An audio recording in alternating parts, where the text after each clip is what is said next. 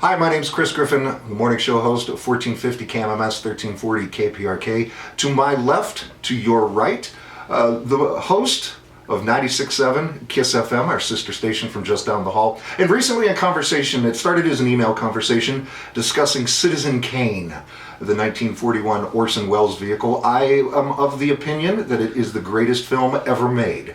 I'm of the opinion that it's not the greatest film ever made. Well, can we agree on the gold standard of movie reviews is the New York Times? No, none whatsoever. The New York Times is garbage.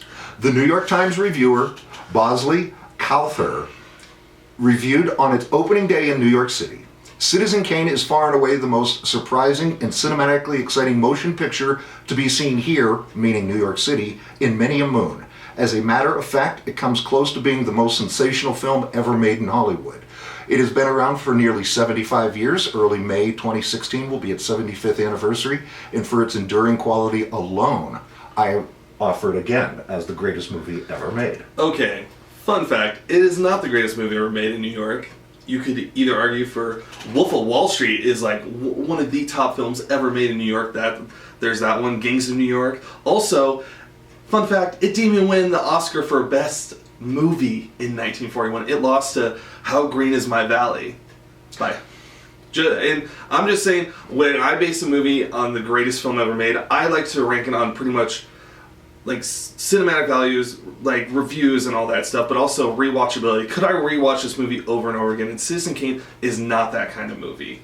I really think it is a great film, but I don't think it's the greatest movie ever made. Can we agree Roger Ebert is a well-respected film critic? Yes, he is. It is included on his list of greatest movies ever made. Well, but is it number one? In 1998 May review, Roger Ebert says, Citizen Kane is more than a great movie. It is a gathering of all the lessons of the emerging era of sound, just as Birth of a Nation assembled everything learned from the summit of the silent era. The way Orson Welles produced, wrote, directed, and starred in the film, making him a quadruple threat. Film today is being made from the lessons that filmmakers have learned from Citizen Kane, and for that reason alone, it is the greatest film ever made. Like, the thing is, how do you know that people have been learning? Because there's other movies that have come out after that have done things that even Citizen Kane didn't do. Like, I don't even think Citizen Kane's the greatest black and white movie ever made. I think the greatest black and white movie ever made is a choice between either Casablanca or Alfred Hitchcock's Psycho, which Alfred Hitchcock's Psycho is even more respected because it wasn't even nominated for a Best Picture, and it did something that you've never seen in a movie. It killed its main character in the first 30 minutes of the film. Within the first 30 seconds, Kane dies. Well, no, but he's in the movie for the rest of the thing. He is in the rest of the movie because they show flashbacks to Hearst about like his life and like how he got all that power. And each time you revisit, you learn more and more. Citizen Kane is not a static film from beginning to end. It revisits the time of Charles Foster Kane's life throughout. The political speech that Charles Foster Kane delivers could be delivered by Donald Trump today and be believable. Well, yeah. He's a visionary.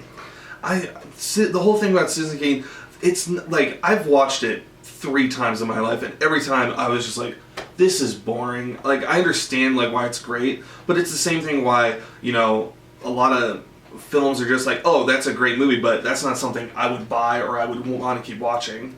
It's not rewatchable. Like Saving Private Ryan by Steven Spielberg, that is a movie that you can watch over and over again, and it's a great film, and it's also in the top 10 film of any list.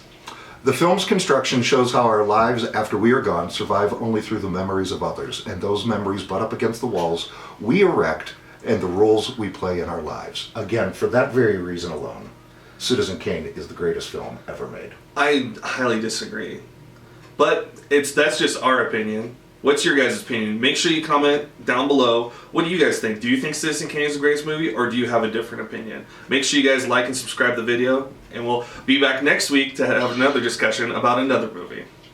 He wants to do the Goonies.